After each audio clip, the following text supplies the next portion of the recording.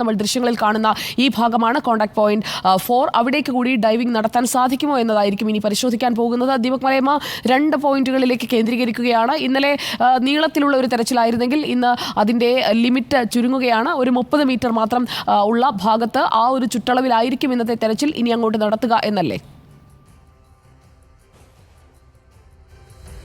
CP3 എന്ന് പറയുന്നത്, അതായത് നമ്മൾ ഇത്രയും സമയം വിശദീകരിച്ച ആ മേഖലയിൽ തന്നെയായിരിക്കും ഇന്നത്തെ പരിശോധന എന്നുള്ളത് തന്നെയാണ് നമുക്ക് പറയാൻ സാധിക്കുക. അതായത് ആ മേഖല കേന്ദ്രീകരിച്ചുകൊണ്ട് കൂടുതൽ ഇടപെടൽ നടത്തുക എന്നുള്ള ആലോചനയിലേക്ക് ഇപ്പോൾ മാറിയിട്ടുണ്ട്. അവിടെ നിലവിൽ ഈശ്വറും ഒപ്പം തന്നെ അദ്ദേഹത്തിൻ്റെ കൂടെ മറ്റൊരു NDRF ജീവനക്കാരനും ഇറങ്ങി നിൽക്കുന്നത് നമുക്ക് കാണാൻ സാധിക്കുന്നുണ്ട്. അവർ അവിടെ പരിശോധനകൾ നടത്തുന്നുണ്ട്. പക്ഷേ ഇപ്പോഴുമുള്ള പ്രതിസന്ധി എന്ന് പറയുന്നത് താഴെത്തട്ടിലേക്ക് പോകുക എന്നുള്ളതാണ്. ഒരു ഡീപ്പ് ഡൈവിങ്ങിനുള്ള സാഹചര്യം സാധ്യമാണോ എന്നുള്ള ചോദ്യമാണ് നിലനിൽക്കുന്നത്. പക്ഷേ അത് ഏറെക്കുറെ നിലവിലെ സാഹചര്യത്തിൽ അത്ര കണ്ട് സാധ്യമല്ല. ഇന്ന് ഈശ്വർ മൽപേ രാവിലെ സംസാരിക്കുമ്പോഴും പറഞ്ഞല്ലോ, 0 വിസിബിലിറ്റിയാണ് ഗംഗാവലിയിൽ ഇപ്പോഴും ഉള്ളത്. അതുകൊണ്ട് തന്നെ താഴെത്തട്ടിലേക്ക് ഏതാണ്ട് 60 ഫീറ്റോളം കടന്നു ചെന്നാൽ പോലും അവിടെ ഏതെങ്കിലും തരത്തിലുള്ള ലോഹ പാർട്ടുകൾ ഉണ്ടെങ്കിൽ അത് കണ്ടെത്തുക എന്ന് പറയുന്നത് വളരെ ശ്രമകരമായ ദൗത്യമാണ്. പക്ഷേ അദ്ദേഹത്തിൻ്റെ ഒരു എക്സ്പീരിയൻസ് വെച്ച് അദ്ദേഹം കഴിഞ്ഞ ദിവസം ഉപയോഗിച്ച വാക്ക് കടമെടുക്കുകയാണെങ്കിൽ തപ്പി കണ്ടെത്തും എന്നുള്ളതാണ് അദ്ദേഹം പറയുന്നത്. അങ്ങനെ ഒരു നീക്കത്തിലേക്ക് അദ്ദേഹത്തിന് പോകാൻ കഴിയുമോ എന്നുള്ള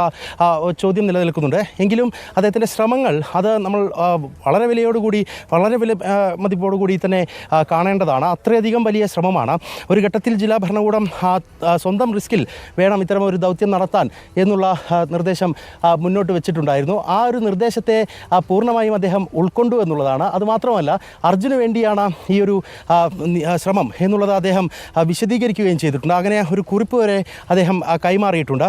ആ കുറിപ്പ് കൈമാറിയതിന് ശേഷമാണ്, ഒരു സാക്ഷ്യപത്രം കൈമാറിയതിന് ശേഷമാണ് അദ്ദേഹത്തിന് നദിയിലേക്ക് ഇറങ്ങാൻ ഉതകുന്ന സാഹചര്യമുണ്ടായത്. അങ്ങനെ ഇന്നലെ നടത്തിയ ദൗത്യങ്ങൾ നമ്മൾ കണ്ടതാണ്. ഏതാണ്ട് 6 ഡൈവുകൾ അദ്ദേഹം കൃത്യമായി തന്നെ നടത്തി. അതിലൊന്നുകൾ ചില പിഴവുകൾ ഉണ്ട് എന്ന് ബോധ്യപ്പെട്ടപ്പോഴാണ് അദ്ദേഹം കയർ മാറ്റുന്നതും അവിടെ നിന്നും തിരികെ പെട്ടെന്ന് തന്നെ നേവിയുടെ ബോട്ടിലേക്ക് എത്തുന്നതും. ഈ ഒരു ദൗത്യത്തിൻ്റെ ഏറ്റവും വലിയ പ്രത്യേകത എന്ന് നമ്മൾ പറയേണ്ടത് ഒരു സംയുക്ത ഓപ്പറേഷൻ തന്നെയാണ് നടത്തുന്നത് എന്നുള്ളതാണ്. അതായത് ഈ നദിയിൽ കുത്തൊഴുക്ക് എത്രയാണെന്ന് നമ്മൾ കുറേ ദിവസമായി വിശദീകരിക്കുകയാണ്. അതിൽ ഒരു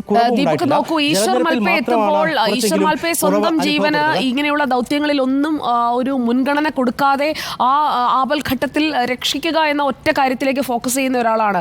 ഈ അടുത്താണ് ഒരു ഫിഷ് സ്റ്റോറേജ് ടാങ്കിൽ ഒരു തൊഴിലാളി കുടുങ്ങിപ്പോയപ്പോഴേക്കും ആ തൊഴിലാളിയെ ഈശ്വർ മാൽപേ രക്ഷിക്കാൻ ഇറങ്ങി. അവിടെ സ്വന്തം ജീവൻ പണയം വെച്ചാണ് അവിടെ രക്ഷിക്കാൻ ഇറങ്ങിയത്. അതിൻ്റെ തെളിവായി അദ്ദേഹം വിഷവാതകം ശ്വസിച്ച് ഗുരുതരാവസ്ഥയിലായി. അതൊക്കെ ഈ അടുത്തിടെ സംഭവിച്ചതാണ്. അങ്ങനെ എത്ര പ്രതികൂല സാഹചര്യമാണെങ്കിലും അവിടെ ഒന്ന് അറ്റംപ്റ്റ് ചെയ്യുക, അവിടെ ഉണ്ടോ എന്ന് ഞാനൊന്ന് നോക്കട്ടെ എന്ന് പറഞ്ഞുകൊണ്ട് അങ്ങനെ ഒരു ഇനിഷ്യേറ്റീവ് എടുത്തുകൊണ്ടാണ് ഇപ്പോൾ ഈശ്വർ മാൽപേ ഇന്നത്തെ ദിവസവും അവിടെ നിൽക്കുന്നത്.